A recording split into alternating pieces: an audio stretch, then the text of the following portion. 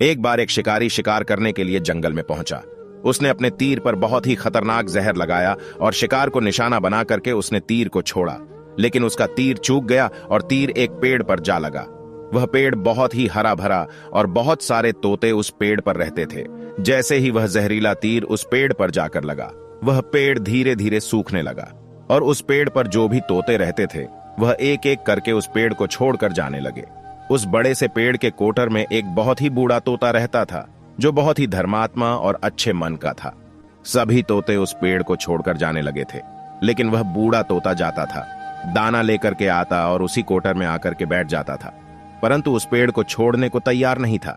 बूढ़े तोते के साथियों ने कई बार आकर के उसे समझाया कि यह पेड़ सूख रहा है और किसी दिन गिर भी जाएगा, चलो किसी और पेड़ पर चलकर रहा जाए, परंतु वह बूढ़ा तोता वहां से जाने को तैयार नहीं हो रहा था। अब यह बात देवराज इंद्र तक पहुंची। उन्हें बताया गया कि एक तोता है, वह जिस पेड़ पर रहता है उस पेड़ पर एक जहरीला तीर लगने के कारण सूखने, गिरने और खत्म होने के कगार पर आ पहुंचा है, और एक बूढ़ा तोता अभी भी वहीं पर रह रहा है। वह दाना लेकर आता है और वहीं पर रहता है, जबकि उस जंगल में बहुत सारे पेड़ है, लेकिन वह उसी पेड़ पर रह रहा है। देवराज इंद्र प्रकट हुए और उस बूढ़े तोते से कहने लगे कि आप बहुत धर्मात्मा हैं, बहुत ही अच्छे मन के हैं, लेकिन आप इस पेड़ को छोड़कर किसी और पेड़ पर चले जाइए, क्योंकि यह पेड़ कुछ ही दिनों में गिर जाएगा।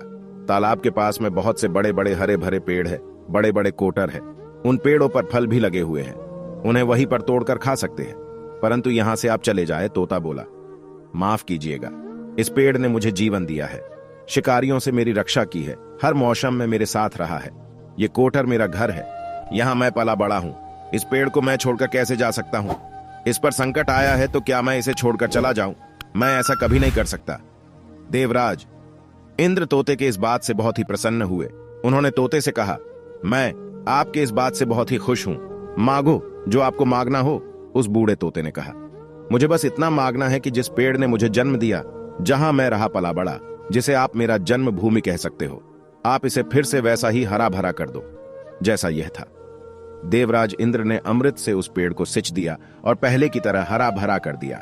अब वापस से उस पेड़ पर आकर के बाकी तोते रहने लगे।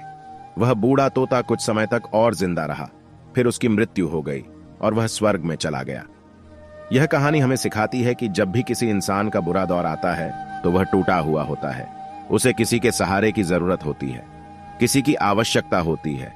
अगर आप ऐसे समय में उसे छोड़कर चले जाएंगे, उससे बात नहीं करेंगे, मुंह मोड़ लेंगे, तो आपसे बुरा कोई नहीं है, क्योंकि आप किसी के सुख का साथी बने या ना बने, लेकिन आपको हमेशा किसी के दुख का साथी जरूर बनना चाहिए। लास्ट में यही कहना चाहूंगा कि किसी की मदद करो, बहुत सुख मिलता है। चलो अब आपकी बारी, सब्सक्राइब कर लो।